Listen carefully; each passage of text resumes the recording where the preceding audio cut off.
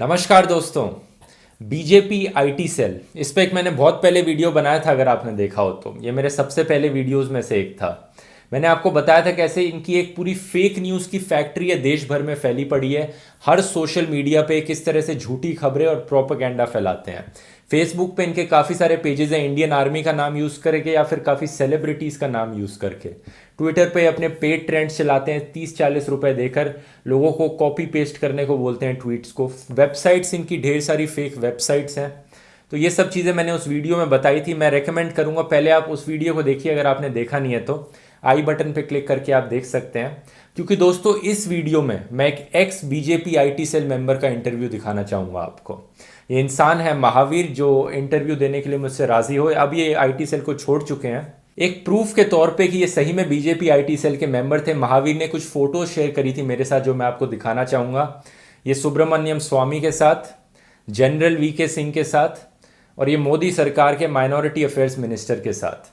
तो ये बड़े बड़े लीडर्स हैं बीजेपी के, जिससे कि प्रूफ होता है कहीं ना कहीं बीजेपी से रिलेटेड थे। और जैसा कि ये कहते हैं, ये बीजेपी आईटी सेल के मेंबर भी रह चुके हैं। तो इस इंटरव्यू में दोस्तों मैंने इनसे बहुत सारे सवाल पूछे हैं। ये आईटी सेल कैसे काम करता था, कैसे झूठ फैलाता था, और ये बीजेपी आईटी सेल बाकी पार्टीज के आईटी सेल से कैसे फर्क है, और Congress IT cell BJP IT cell में क्या क्या अंतर है। तो थोड़ा सा लंबा इंटरव्यू है दोस्तों, लेकिन ज़रूर एंड तक देखिए, क्योंकि इसमें ऐसी चीज़ें बताई गई हैं जो आज से पहले कहीं कहीं पर एक्सपोज नहीं हुई हैं, किसी न्यूज़ चैनल ने आपको नहीं दिखाई हैं। आइए देखते हैं।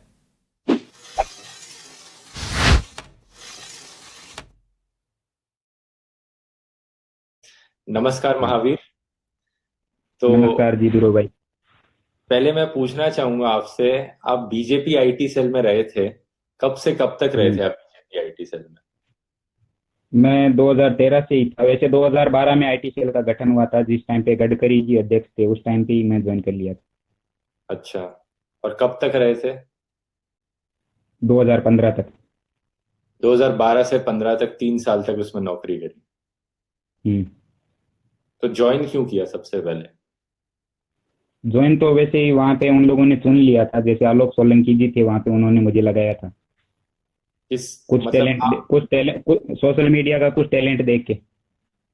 अच्छा, वो चुन चुन के उन्होंने आपको चुना, आपने उनको नहीं वहां पे नहीं, अप्लाई? मैंने नहीं चुना, उन्होंने मुझे चुना। वो चुनते ही है, वो नजर रखते हैं सब जगह। जितने भी वहाँ लोग हैं वो चुने चुने हुए लोग हैं, खुद खुद चुनते हैं। अच्छा, पर कितने लोग काम करते हैं मतलब इस आईटी सेल में? कोई कल्पना नहीं है। 20,000 लोग होंगे सारे स्टेट के मिला के। जिलेवार तहसीलवार सब जगह कर रखी है ना इन्होंने सेट। बड़ी बड़ी कंपनियां भी कर रखी है। अच्छा, पीआर कंपनियां होती है वो भी। लेकिन कुछ एक टॉप की टीम होगी आईटी सेल की, कंपनीज तो बाकी की होती हैं, कुछ इनकी कोर टीम होगी। आप किस ब्रांच में, आपकी पोजीशन क्या थी आईटी सेल में? मेरी पोजीशन जैसे आम मजदूर की होती है वैसे ही थी। मतलब टॉप इसमें इसमें टॉप 150 लोग होते हैं, वो लोग टॉप होते हैं। अच्छा। सुपर 150। आप गूगल पे सर्च कर लीजिएगा बीजेपी आईटी से सुपर 150, उनकी पूरी डिटेल आ जाएगी कौन कौन लोग हैं। अच्छा, तो आप सुपर 150 का पार्ट थे इनके? हाँ, सुपर 150 का पार्ट नहीं, सुपर 150 के बाद में 51वें नंबर पे मैं ही था। 151वें नंबर पे। अच्छा और तो पीछे 50 लोग और भी होते, पीछे 50 लोग और भी होते थे। अच्छा, सुपर 150 के बाद 50 लोग और थे, तो आप उनमें से एक जिसमें थे। मैं भी था। हाँ, उनमें से एक था 50 में से, जिनमें मेरे कई दोस्त अब भी वहाँ लगे हुए हैं। हालांकि 5-7 लोगों ने हमने छोड़ दी। मेरी मेरी पोजीशन पे 50 लोग थे, और उनकी पोजीशन पे वो सुपर 150 लोग थे, जिसमें ये अंकित कुमार गुप्त, अंकित पांडे हुआ, विकास पांडे हुआ, हम्म। एक सुब्रमण्य जी है वो हुआ। ऐसे बहुत सारे लोग हैं। सुपर 150 वो लोग हैं जिनको पीएम से मिलने का मौका मिलता है। आप 2015 की एक न्यूज़ देखेंगे, क्विंट ने छापी है, Twitter trolls among super 150 invited by PM Modi. 2015 की न्यूज़ है। तो 150 सोशल मीडिया इन्फ्लुएंसर्स, ये जो कह रहे हैं बीजेपी आईटी सेल के लोग हैं, इनको exclusive invite only no selfie allowed event organise करवाया गया था as a part of digital India initiative. यहाँ पे आप देखेंगे इन सुपर 150 की टीम में कौन कौन आता है। तेजिंदर बग्गा आता है। तो अब इसमें खास बात देखिए कि ये जितने भी लोग ने फोटो खिंचाई, यहाँ पे बैकग्राउंड सेम होगा सबका, और सब सेम जगह पे खड़े होकर फोटो खिंचाएंगे, सारे 150 के 150 लोग। नीचे इस अंकित जैन के नाम के आदमी ने एक फोटो खिंचाई, सेम जगह पे बैकग्राउंड देख सकते हैं, सेम है। क्विंट का आर्टिकल तो ये पॉइंट आउट कर रहा है कैसे ये 150 लोग में से भी गाली देने वाले ट्रोल्स बहुत हैं। तो ये अंकित जैन ने ऐसे ट्वीट्स भी कर रखे हैं माँ बहन की गालियां देकर, और मोदी से मिलने का इनको मौका मिल रहा है। सुरेश नखुआ, फिर से देखेंगे आप, बैकग्राउंड वही है इन सब का, ये सारे एक जगह खड़े होकर मिलने गए थे 150 लोग। ये भी ऐसे आदमी है जिन्होंने माँ बहन की गालियां दी हैं लोगों को ट्विटर पर। तो ये सारे लोग 150 लोगों को मोदी से मिलने का मौका मिलता है, बाकी कोई भी बीजेपी आईटी सेल में इन सब से नहीं मिल सकता, इतने टॉप लीडरशिप से। तो आपका काम क्या था वहां पे, आप 50 लोगों का? मेरा मेरा काम फेसबुक पे ज्यादा से ज्यादा मतलब ट्रोलिंग करना होता था। किसी को भी परेशान कर दो, अगर बीजेपी के खिलाफ कुछ भी लिख रहा है तो उसको भगा दो, या फिर रिपोर्टिंग करवा के बंद करवा दो। ये काम 50 लोगों को देना, सेम ही काम दे रखा था 50 लोगों को, सबका यही हाँ, काम? 50 लोगों को सेम काम दे रखा था। जब 50 से नहीं निपटते थे ना, तो वो आगे ईमेल करके और लोगों को बोल देते थे। इंडिया भर के लोग है ना सारे, जिनको अच्छा, एक साथ ईमेल फॉरवर्ड होता है कि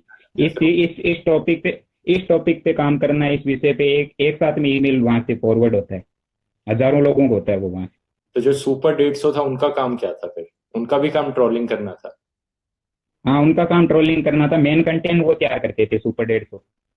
अच्छा, वो जो कोई ट्वीट करना हो तो कोई ट्वीट में जो कई बार पेड ट्रेंड्स करे होंगे आपने भी कि? नहीं नहीं, मैं ट्विटर पे नहीं था, लेकिन मेरे को मैसेज जरूर आते थे कि ट्विटर आपको ज्वाइन करना पड़ेगा, ये वो। ट्विटर का मेरे को समझ में नहीं आता था, इसलिए मैं वहाँ ट्विटर पे नहीं जुड़ा था। लेकिन ट्विटर पे जितने ट्वीट करने होते हैं ना, तो 50 ट्वीट की लिस्ट बना के भेज देते हैं। 50 ट्वीट, एक विषय पे 50 ट्वीट बना दिए कि एक साथ में 2000 लोगों को भेज दिया कि हाँ, इतनी बजकर इतनी मिनट पे आपको ये पोस्ट करना है सारे ट्वीट। बिल्कुल, यही अपनी मर्जी से 50 ट्वीट में से अपनी मर्जी से कोई भी ट्वीट चुन सकता है। 10-12 एक साथ में 5-5 ट्वीट मार देते थे, तो वो मतलब एक साथ में अगर 2000 ट्वीट एक ही समय पे होता है, तो वो अपने आप ट्रेंडिंग में आ जाता है।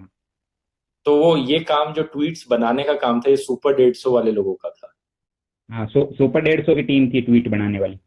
अच्छा, तो उनके नीचे जो काम करते थे उन सबको बस ट्वीट को कॉपी पेस्ट करके सही टाइम पे ट्वीट करना हाँ, होता? कॉपी पेस्ट कर लेते, कुछ अपनी मन मर्जी से मिक्स भी कर सकते थे, लेकिन वो सब ऐसा ही चलता था, एक ही ईमेल का आदेश होता था।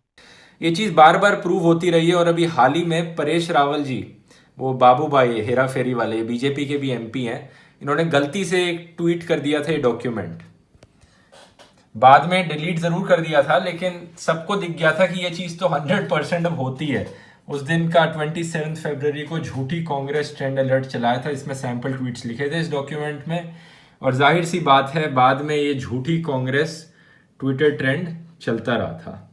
इसमें सैंपल ट्वीट्स, आप ये ट्वीट्स सर्च करके देखोगे आपको दिख जाएंगे। तो आपका स्पेसिफिकली आपका काम क्या था? आप ट्विटर पे नहीं थे तो फेसबुक पे थे आप, या मे, वेबसाइट? मेरा फेसबुक पे और वेबसाइटों पे कंटेंट लिखना रहता था। कोई भी मतलब वेबसाइट, जैसे किसी भी आज तक में एबीपी में कोई न्यूज आई है, उस न्यूज को, वो न्यूज भले ही राहुल गांधी के खिलाफ हो, मायावती के, ओवैसी को, उसको घुमा फिरा के हमें उसका हिंदू मुसलमान जोड़ना रहता था। अच्छा, आपको हर हर जो भी खबर आती है उसका हिंदू मुसलमान उसमें जोड़ना होता था और फिर शेयर हाँ, करना? मतलब कोई किसी का झगड़ा भी हो गया, जैसा मेरा आपसे किसी लापापती हो गया कहीं, तो भी उसको मैं जानबूझकर मैं अपने आप को दलित बना लूंगा, या फिर अपने आप को हिंदू बना लूंगा या मुसलमान बना लूंगा, उस टाइप की खबर बना देती है उसको। और अच्छा, 5-10 बड़ी बड़ी जो है बीजेपी आईटी सेल से चलती है, इंसिस्ट पोस्ट है, अपने वो न्यूज अवेयर प्रेस, और हाँ, एक ये न्यूज ट्रेंड डॉट न्यूज, हाँ, वायरल इन इंडिया। हाँ। तो तो ये यहाँ पे सारी हम डाल के, पहले, नहीं, वेबसाइटें तो वहां से हजारों चलती है जो इंडिया। तो इनकी सबसे टॉप वाली के कुछ नाम आपने बताए, वही थे इनके, न्यूज ट्रेंड डॉट हाँ, न्यूज वो बता रहे थे? News trend dot news India की टॉप अलेक्सा 20 में आ रही है अभी। अच्छा, तो मतलब आपका उसमें तीन काम करोड़ होता था ती, कि ती, आपको तीन कैसे? से तीन 3 से 3.5 करोड़ विजिटर आ रहे हैं उसमें डेली के, मतलब वो न्यूज पढ़ने जो हम लिखते थे।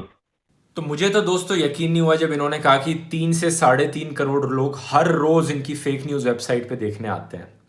मैंने खुद सर्च किया एलेक्सा पे, अमेजोन का टॉप 20 वेबसाइट्स कौन सी होती हैं, और आप भी देख के हैरान हो जाएंगे इस चीज़ को। ये देखिए, Alexa top websites in India, number 1 पे है Google, YouTube, Google, Facebook, Yahoo, Amazon, Wikipedia, और नंबर 10 पे देखिए क्या है, न्यूज़ ट्रेंड डॉट न्यूज़। यानी गूगल, यूट्यूब, इन सब के बाद इन्हीं की फेक न्यूज़ वेबसाइट ही आती है यहाँ पे। ये वेबसाइट इंडिया टाइम्स, जो कि इंडिया की कोई भी न्यूज़ वेबसाइट से ऊपर है ये, सोच सकते हो। इंस्टाग्राम से भी ज़्यादा लोग इनकी फेक न्यूज़ वेबसाइट पे आते हैं रोज़ न्यूज़ देखने। क्या हालत होगी ऐसे।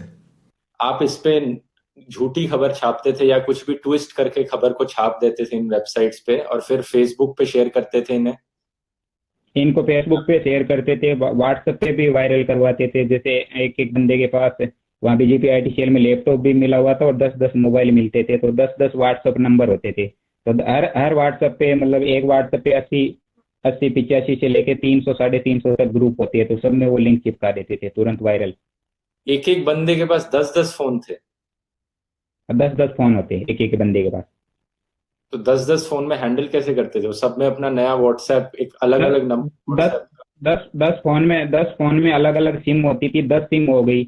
और 10 के ऊपर नंबर लिख के रख लेते थे कि 1 number, 2 number, 3 number, 4 number, 5 number, ऐसे मोबाइल स्टिकर चिपकाए रखते थे। ऐसे तो पहचान में नहीं आता ना, सारे एक ही ब्रांड के मोबाइल होते। और फेसबुक पे भी पेजेस होते थे। फेसबुक पे पेज है तो फेसबुक तो पूरी बीजेपी की है ना। आप फेसबुक पे तो कुछ भी नहीं कर सकते आप बीजेपी के खिलाफ में कैंपेनिंग, आपको 2019 में पता चल जाएगा। क्या मतलब है आपका। बीजेपी का फेसबुक पे इतना कब्जा है कि बीजेपी चाहे तो पूरे देश में 1 घंटे के अंदर पूरा सांप्रदायिक माहौल बिगाड़ सकती। अच्छा, ऐसा क्यों। जितने जितने मार्क जुबरवर्ग के पेज बने हुए हैं, खुद का जितने फेसबुक की जितने अकाउंट बने हुए हैं उनके लगभग उनको उनको छोड़ के 90% तो बीजेपी के फॉलोअर है, किसी भी तरह से अलग अलग नाम से पेजों से। हिंदू से हिंदुओं के नाम बना लिए पेज, मुसलमानों के नाम बना लिए, किसी भी महापुरुष के नाम का पेज नहीं छोड़ा। आर्मी के नाम के लगभग 500-600 पेज चल रहे हैं इंडियन आर्मी के नाम से। हम्म। जबकि इंडियन आर्मी का ऑफिशियल वेरीफाइड पेज है, उस पे कम लाइक है, और इनके जो नकली पेज बने हैं उन पे ज्यादा लाइक है। एक पेज पे 20 लाख लाइक, एक पेज पे 25 लाख लाइक। तो ये और इंडियन आर्मी का पेज, प्रोपेगेंडा फैलाने के लिए इस्तेमाल करते हैं इंडियन आर्मी के नाम। हाँ, इंडियन आर्मी के नाम को यूज करते हैं, बाकी हिंदू नाम सबसे ज्यादा यूज करते हैं। तो कौन कौन से ऐसे पेजेस हैं जो इंडियन आर्मी का नाम यूज़ करते हैं और झूठी खबरें और प्रोपेगेंडा फैलाते हैं। तो मैंने महावीर को बोला कुछ फ़ोटोज़ दिखाना मुझे इन पेजेस की एग्जाम्पल के तौर पे। और ये फ़ोटोज़ अब मैं आपको दिखाना चाहूँगा यहाँ पे। ये देखिए, ये इन पेजेस के नाम है। I am with Indian army, 6 lakh like हैं इसके। इंडियन आर्मी फ़ैन क्लब, इसके भी 6 लाख लाइक हैं। यहाँ पे India supports Indian army, Indian army fans, इस वाले के 21 लाख लाइक हैं। Indian army service before self, India support Indian army, Indian army भारतीय खबर, इन सब के आप लाइक्स देखोगे, इस वाले के 20 लाख लाइक हैं, 2 मिलियन लाइक्स हैं। अनऑफिशियल इंडियन आर्मी, इतने सारे पेजेस बना रखे हैं ये। महावीर ने सारे पेजेस की फोटोज मुझे खींच के दी और इन्होंने कहा ये तो कुछ पेजेस हैं, ऐसे ऐसे ढेर सारे और पेजेस भी हैं। आप ज्यादातर फेसबुक पे देखते हो ना, किसी आईडी पे जिस बंदे के प्रोफाइल फोटो और कवर फोटो के अलावा कुछ भी नहीं है उसके आईडी में, निजी विचार या कंटेंट कुछ भी नहीं, कोई शेयर नहीं, कुछ भी नहीं, खाली आईडी खड़ी है फेसबुक पे। हाँ हाँ हाँ। तो वो सारे लोग हायर किए हुए लोग हैं, वो अपनी टाइमलाइन पे कुछ भी नहीं डालते। 30-30 ग्रुप ज्वाइन करते हैं, 30-30 ग्रुपों में जाके वो पोस्टें डालते। अच्छा, और ये पेजेस भी बनाते रहते हैं। इन पेजेस पे इतने सारे लाइक्स कैसे आते हैं। एक दूसरे का crossing share, common common like होते हैं इनके ज्यादातर। आप दे आईटी सेल वाले मुसलमानों के नाम से पेज बना रखे हैं, कुरान कुरान की आयतें चलाते हैं, मक्का मदीना का जो रिकॉर्डेड लाइव करके उसको सॉफ्टवेयरों से लाइव दिखाते हैं अपने पेजों पे कि ये हम मक्का मदीना से लाइव कर रहे हैं। मुसलमान बोले होते हैं वो वहां पे भी अल्लाह अकबर कमेंट करते रहते, जबकि पेज बीजेपी के अंडर में हो। अच्छा। तो आपने भी ऐसे किया था, मेरे मुसलमान तो से आईडी बना के। मेरे तो बहुत सारे मुसलमान दोस्त हैं, उनको पता रहता है कि जब उनकी कुरानों की जो मक्का मस्जिद से सुबह वो जो होती है वो लाइव चलती है, तो वो नीचे हजारों कमेंट रहते हैं, हजारों लाखों कमेंट रहते हैं, तो उस पेज की रीच ऑटोमेटिक 10 लाख 20 लाख मुसलमानों के नाम से पेज बना रखे है लाइक। तो उसमें 5-7 मुसलमानों के आयतों को पोस्ट डालेंगे, उसके बाद में एक छोटी सी बीजेपी को प्रमोट करने के लिए लिंक डालेंगे अपनी वेबसाइट की। तो मुसलमानों को भी बीजेपी प्रमोट करने के लिए डाल देते हैं उनके सामने भी। हाँ हाँ हाँ। मतलब मुसलमानों के सामने बीजेपी को मतलब एकदम स्वस्थ साफ सुथरी छवि दिखाने के लिए उस हिसाब की लिंक डालते हैं उनके पेज पे। और हाँ हिंदुओं के सामने मुसलमानों के खतरनाक चेहरे की लिंक डालते हैं। ऐसे सोच समझ के होता है वह काम। ऐसा थोड़े होता है एक लिंक सारे पेजों पे एक साथ में डाल दिया, ऐसा नहीं होता है। अलग अलग क्वालिटी के, अलग अलग ट्रेंडिंग के अलग अलग पेज होते हैं। हाँ हाँ। ऐसी हर अलग अलग लोगों के लिए भी होता होगा, जो लोग थोड़ा शहरों में रहते हैं उनके लिए मोदी जी और डेवलपमेंट की बात करते होंगे ज्यादा, और हिंदू हाँ मुसलमान की हाँ, बात क्योंकि करते हैं। शहर वाले आदमी है ना बहुत जागरूक आदमी है सबसे। ये भारत के जो है ना 30% जो बैकवर्ड के लोग हैं, जो गरीब मजदूरी, आटा सुबह कमाया शाम को खाया, ये वाले लोगों की भावनाएं बहुत कमजोर होती है। ये हम्म, लोग किसी में भी हमारे गांव में उदाहरण के लिए दे दूं कि नेताजी आ गया कोई भी पार्टी का, उसने अच्छा भाषण दे दिया, सारे वोट उसकी तरफ डाइवर्ट हो जाएंगे। उनको कोई मतलब अच्छा नहीं है कि ये आगे ले जाके हमें किस रेट में बेचेगा, अच्छा।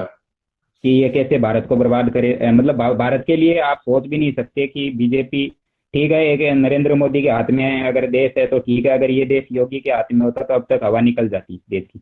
वैसे भी हवा तो निकल ही रही है। भारत सोने की चिड़िया आज भी है, कल भी था। सोने की चिड़िया नहीं होता तो आज आज 8,000 का कुछ घोटाला आज भी हुआ है, और पिछले कई महीनों से हो ही रहे, आप देख ही रहे। मतलब क्या है आपका कि योगी जी के हाथ में होता तो इससे भी बदतर हालत होती मोदी से? योगी जी के चेले खतरनाक है ना थोड़े। योगी जी के, मोदी जी के जो समर्थक है वो असली समर्थक है। आप भी हो सकते हैं, मैं भी हो सकता हूँ, हम वोटर है। वोटर वोटर का सवाल करने का अधिकार होता है, लेकिन मोदी जी काम करना चाहते हैं। नीचे की बीजेपी जो है ना वो मोदी जी को हटाने के लिए लगी हुई है। नीचे की बीजेपी मोदी जी को हटाना चाहती है? योगी जी को आगे करना है ना उनको। मिशन 2024 योगी जी का है। मिशन 2024 योगी जी की तैयारी कर रहे हैं, क्योंकि मोदी जी 2019 में इनसे तो हटने वाले नहीं। हाँ। अच्छा। चाहे ये जोड़ कब? तोड़ करके आना, चाहे जोड़ तोड़ करके आना पड़े 2019 में तो फिर आ जाएंगे, लेकिन 2024 में योगी का प्लान है, क्योंकि उस टाइम पे मोदी जी की उम्र भी हो जाएगी। तो कब से इनका प्लान है कि मोदी को हटा के योगी को लाया जाए? कब से इन्होंने 2015-16? ये 2013 से ही प्लानिंग थी। ये तो गलती से मोदी जी को मजबूरी से लेना पड़ा था, क्योंकि पीआर कंपनियों को टेंडर हो चुका था। बाहर बाहर की कंपनियों को भी टेंडर दिया गया था ना मोदी जी का फेस बनाने के लिए। मेड इन चाइना कंपनियों को दिया गया था। जो हम्म। ट्रंप की आईटी सेल थी, जो ट्रंप की आईटी सेल थी वही मोदी जी की आईटी सेल थी। अच्छा इंटरनेशनल इंटरनेशनल प्रचार में। अच्छा। तो आप कह रहे हो ये कि मोदी जी को हटाने का काम और मोदी जी को ये दे दिया तो मजबूरी हो गई, तो पीछे कौन है इन सब के जो मोदी इनके जी को? इन इनके इन इनके पीछे तो सबको पता है, आरएसएस के अलावा कोई नहीं हो सकता। आरएसएस ही है इनके पीछे तो। उनका मकसद है 2025 में मनुस्मृति का कानून लागू करना। अभी आपने थोड़े दिन पहले एक मंत्री का बयान नहीं सुना था कि हम संविधान बदल देंगे? संविधान बदल देंगे, हाँ हाँ। ये संकेत है आपको और पूरे देश को कि हम संविधान बदलेंगे, भारत में मनुस्मृति ही लागू की जाएगी। और भारत जो 1818 से पहले जी रहा था उसी स्थिति में चला जाएगा भारत। वही व्यवस्थाएं, वर्ण व्यवस्थाएं, जातिवाद व्यवस्थाएं जो 1818 से पहले थी वो की वो लागू हो जाएगी। हम्म। अच्छा, कुछ इसके बारे में बताइए, जो जब फेक पोस्ट करते थे आप, तो किस तरह से उसको जातिवाद के बीच में हर देश में जो भी कुछ होता था उस इंसिडेंट को ऐसे दिखा देते थे कि हिंदू मुसलमान हो गया यहाँ पे। जो भी ऑपोजिशन पॉलिटिशियन है उसको मुस्लिम सिंपैथाइजर दिखा देते थे, और जातिवाद हाँ के बीच अच्छा में। अच्छा अच्छा। हाँ हाँ, जातिवाद से तो इनका वोट बनता है ना कि हम हिंदू मुसलमान ज्यादा करेंगे तो हिंदू हिंदू डरेंगे मुसलमानों से। हाँ जबकि हाँ। ऐसा कुछ है नहीं है, ऐसा कुछ है नहीं। फिर भी ऐसा माहौल हो जाएगा कि ये मुसलमान तो भाई आतंकवादी है, इतने खराब है, खतरनाक है, इनकी संख्या बढ़ जाएगी, जनसंख्या तो ये हमें खा जाएंगे, बर्बाद कर देंगे। ऐसा बार बार बार बार बार बार दिमाग में डाला जाएगा, एक बार, दो बार, 5 बार, 10 बार, 100 बार। तो हम्म। कोई भी आदमी हो, उसको लास्ट में मानना ही पड़ेगा कि हाँ भाई हो सकता है, ऐसा सच है। तो आप भी यही काम करते थे एक बारी, तो आपको आप भी मानते थे उस वक्त ये होता है? नहीं, मैं तो मानता नहीं था। मैं खुद, मैं पड़ोसी, मेरे घर के पड़ोसी भी मुसलमान है, तो मुझे फोन भी बुक करते थे कि महावीर यार इतना उल्टा सीधा तू लिख रहा है, तो हम्म इसे तुझे मिल क्या रहा है? तो मैं बोला भाई आपको पता है रोजी रोटी का सवाल है? तो वो बोलते कि रोजी रोटी का सवाल है तो हम आपको कुछ भी नहीं बोलेंगे, हमें अच्छी तरह से पता है। मेरे गांव में मुसलमानों को भी लोग बोलते थे भड़काने के लिए कि देखो ये तुम्हारे खिलाफ लिख रहा है, ये कर दो वो कर दो, फिर भी वो बोलते थे इसका रोजी रोटी का सवाल है, हमें अच्छी तरह से पता है, ऐसा कुछ है ही नहीं देश में। अच्छा, तो मतलब ज्यादातर आपको लगता है कि ज्यादातर लोगों के देश में जो बीजेपी आईटी सेल में एम्प्लॉयड है उनकी मजबूरी है, मतलब वो बेरोजगार है और उनको काम मजबूरी है करना? ना, बेरोजगार। मैं वहां गया बेरोजगारी की वजह से, और अब भी मेरे पास खेती बाड़ी का काम है, लेकिन थोड़ा बहुत मेरा शादी हो गया था तो जो पैसे वैसे की जरूरत भी पड़ी तो उस वजह से जाना पड़ा। मुझे अब जरूरत ही नहीं है। अब मुझे एक दवाने की जरूरत नहीं। खेत में अच्छा अनाज हो रहा है, ठीका ठीक हो रहा है, लोन बैंक से लोन का कर्जा मिला हुआ है, और हम राजस्थान में अभी ये असहयोग आंदोलन चला रखा है, बैंक का कर्जा देंगे ही नहीं, हम क्या कर लेंगे? बड़े लोगों का पहले लो बाद में हमारा ले लो। हम्म। तो जब आपने 2015 में ये नौकरी छोड़ी, इसके पीछे यही कारण था कि तब आपको अपना नया। गांव वालों ने बुला लिया था, घर वालों ने बुला लिया था कि बहुत हो गई तुम्हारा, हम बहुत देख रहे हैं इंटरनेट पे, कोई टपका के चला जाएगा, तुम्हारा खुद का चेहरा आगे करके तू काम कर रहा था। बाकी लोग चेहरा आगे करके काम नहीं करते थे, मेरी गलती ये थी कि मैं मेरा फेस भी साथ में कर रहा था। अच्छा, तो छोड़ी क्यों फिर, मतलब मेन कारण क्या था बीजेपी आईटी सेल से छोड़ने का? तो कोई भी दंगा फसाद या कुछ भी होता है ना, झंडा उठाने का टेंडर सिर्फ नीचे जो कम्युनिटी किसान वर्ग के होते हैं उनको रखते हैं। दलित हुआ, जाट हुआ, कोई हमारे राजस्थान में मेघवाड़ हुए, तो छोटे जो गरीब मुसलमान है उनको हुए, वही मरते हैं इस दंगे फसाद में। कोई भी पूंजीपति नहीं मरता, किसी तोगड़िया का, किसी साध्वी सरस्वती का, किसी मोहन भागवत के परिवार का कोई नहीं मरता। इनके लोग विदेशों में, कैलिफोर्निया में और आपके विदेशों में सारी अंग्रेजी यूनिवर्सिटियों में पढ़ते हैं, और हमें संस्कृत की किताबें पकड़ा पकड़ा के निकल गए। तुम सही बस बात। गुरुकुलों में रहो, भजन करो, गुरुकुलों में रहो, भजन करो, राम राम हरे कृष्ण हरे कृष्ण हरे कृष्ण, बस यहीं पड़े रहो। तुम विकास की, गरीब की, मजदूर की, आम आदमी की, सड़क की, बिजली की, लाइट की, चिकित्सा की ये बात नहीं कर सकते। इनसे हम्म। आपका कोई लेना देना ही नहीं है। मतलब यहाँ देश की अब 80% आबादी को ऊपर वाले लोग हैंडल कर रहे हैं। हम्म। तो ये बताइए, पैसे कितने मिलते थे आपको जब आईटी सेल में नौकरी करते थे? मेरे मेरे को तो पर दिन का 1,000 रुपये मिलते थे। बाकी सुपर 150 तो हाई लेवल के थे, उनकी तो हमें पता नहीं है कितना मिलते थे। मुझे तो 1,000 रुपये पर डे मिलते थे। अंदाजा लेकिन जो कितना? छोटे लोग नीचे से नीचे, मतलब जो गवर्नमेंट की जॉब रेट होती है उसके हिसाब से 300 रुपये से शुरुआत है, ऊपर से लाखों करोड़ों में है। जैसे अमित मालवीय जी है, वो तो लाखों करोड़ों में खेल रहे हैं, मेन टेंडर उनके पास ही है अभी, और विकास पांडे के पास है। तो अमित मालवीय को लाखों करोड़ों में मिलता होगा। हाँ, वो लाखों, बीजेपी भारत की सबसे बड़ी पूंजीपति पार्टी है। इसके हम्म। पास करोड़ों अरबों का चंदा है। सारे कत्ल खानों का सबसे ज्यादा पेमेंट इसके पास आता है। सारे जितने इलीगल काम होते हैं सब सब इनको चंदा देते हैं बाहर से। अभी तो आप उदाहरण के लिए देख लो ना, उदाहरण के लिए देख लो कि दिल्ली में मैक्स हॉस्पिटल को बॉबी कटारिया ने ताला ठुकवा दिया था, और एक वो कॉलेज में जो इंसिडेंट हुआ था, उस कॉलेज को ताला लगने वाला था, कॉलेज वाले ने पैसे फेंके सारा बॉबी कटारिया अंदर। हाँ, बहुत ही मतलब अमीर पार्टी है फिर तो ये कि।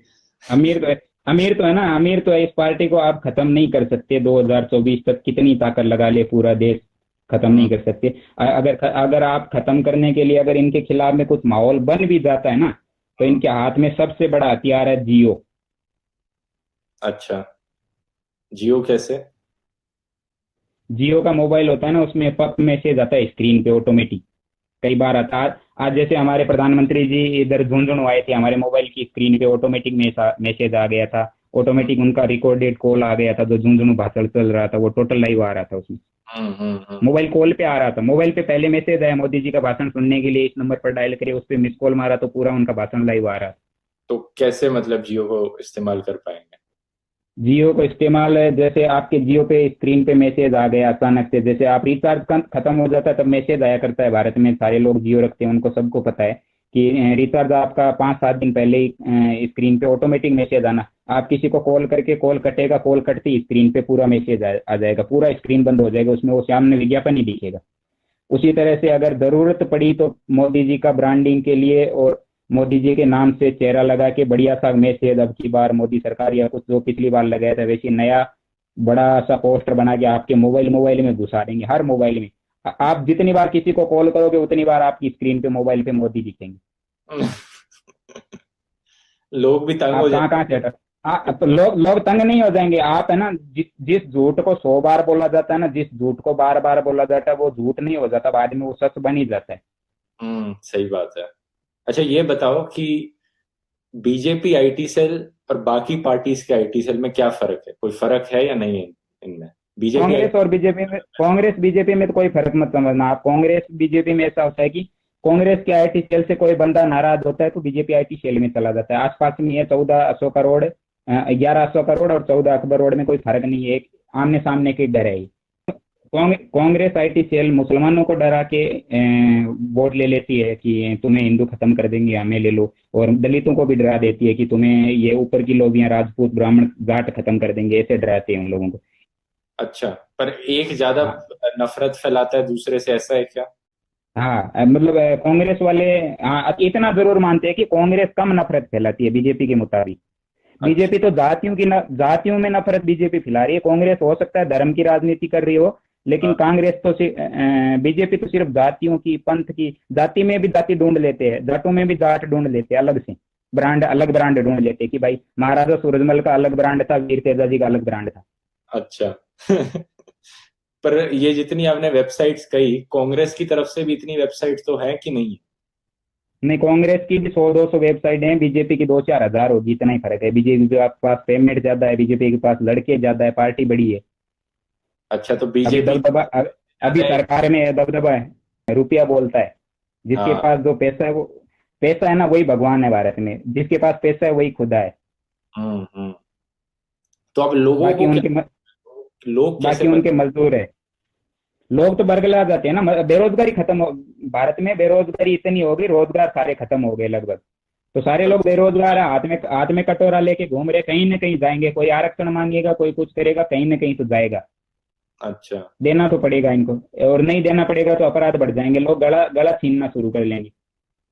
नहीं, तो आप लोगों को क्या बोलना चाहेंगे? लोग किस तरह से इससे बचे रह सकते हैं, इनके प्रोपेगेंडा में ना आए? बच्चे ये प्रोपगेंडा से यही बच्चे रहते हैं कि फेसबुक पे अपने जितने कॉमन लोग, जान पहचान के लोग, और जो अच्छे मैसेज वाले लोग हैं, जो सामाजिक सौहार्द के लिए लोगों को जोड़ते हैं फेसबुक पे, ऐसा नहीं है कि सारे गंदे लोग हैं, उसमें अच्छे लोग भी है। हजारों ऐसे ऐसे अच्छे अभियान चला रखे हैं हजारों लोगों ने, जो वर्ल्ड के एनआरआई लोग सारे जुड़ के एक मिशन चला रहे हैं कि हम पूरे भारत में मोहब्बत के लिए लोगों को जोड़े, या पूरे जातियों को जोड़े। ऐसे बहुत सारे अभियान चला रहे हैं, बहुत सारे संगठन है छोटे छोटे, जिनको कभी मार्केटिंग नहीं मिली।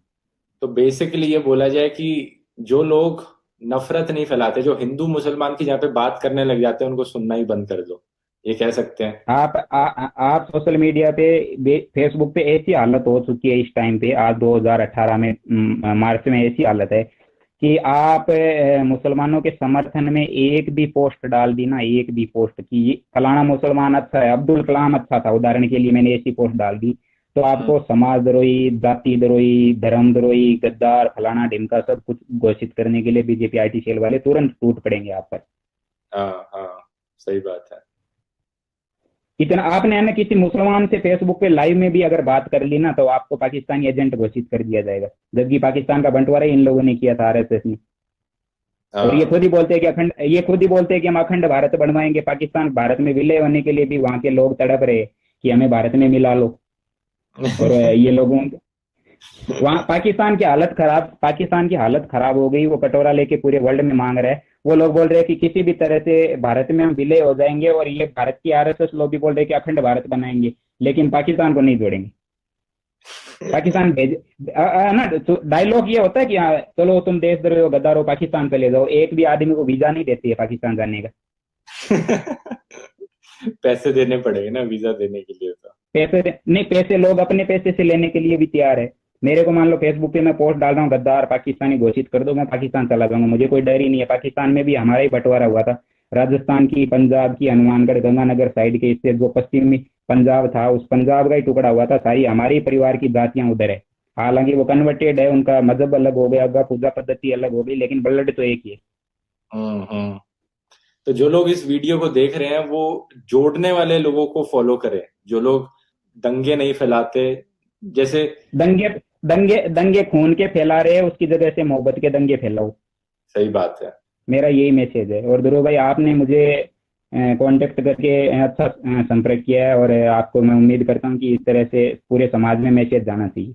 मेरे बिल्कुल। पास तो अभी है ना, जब मैंने आईटी सेल का भांडा फोड़ करना शुरू कर दिया ना, तो मेरे पास एनडीटीवी एबीपी के लोगों के भी फोन आ रहे हैं, लेकिन मैं वहां जाना नहीं चाहता एनडीटीवी एबीपी पे, क्योंकि वहां की मीडिया के लोग भी लगभग इधर उधर से पेमेंट करके संपर्क कर लेती है पार्टियों से। उनको तो पैसे से, धंधे से, टीआरपी से मतलब है, आम आदमी से कोई मतलब नहीं होता। अच्छा। जी न्यूज को हुआ, एबीपी को हुआ, आज तक को हुआ, सुदर्शन चैनल में मैं खुद रहा हूँ थोड़े दिन तक, वो सुरेश जी हुए। हम्म। तो चलो, बहुत बहुत धन्यवाद और ये बताने के लिए, सारी चीजें जो भी आपने बताई। मुझे लगता है इससे जो भी लोग इस चीज को देख रहे हैं, काफी कुछ जानने को मिलेगा उन्हें। वो इस प्रोपेगेंडा से बचे रहेंगे, इनके शिकार में नहीं पड़ेंगे। मैंने सबसे पहले इस विषय पे इंटरव्यू दिया था कल अभी डांडिया जी को, जो अमेरिका से है, एनआरआई है भारत के। मैंने तो देखा वो। वहां से भी मेरे को अच्छा सपोर्ट मिला था, और मेरा थोड़ा हौसला भी बढ़ रहा है। शुरू में मैं डर रहा था कि कहीं बीजेपी कांग्रेस मुझे मरवा भी नहीं दे, कि कहीं हाँ। ऐसा, मैं ऐसे मुद्दे खोल रहा हूँ कि आप सोच भी नहीं सकते कि मेरे घर पे भी धमक जाएंगे सुबह तक, ऐसा डर लगता है ना कई बार। हाँ सही बात है। लेकिन अब इतने लोग आपको पब्लिसाइज कर रहे हैं, अगर वो ऐसा करने की हिम्मत भी नहीं करेंगे मुझे तो लगता है। नहीं, हिम्मत का तो आप छोड़ दीजिए, श्यामा प्रसाद मुखर्जी जैसे लोगों को और वो पीछे गोपीनाथ मुंडे जैसे लोगों को ठिकाने लगा सकती है, तो मैं कौन सी बड़ी चीज हूँ। फिर भी चलिए, बहुत बहुत धन्यवाद जुड़ने के लिए।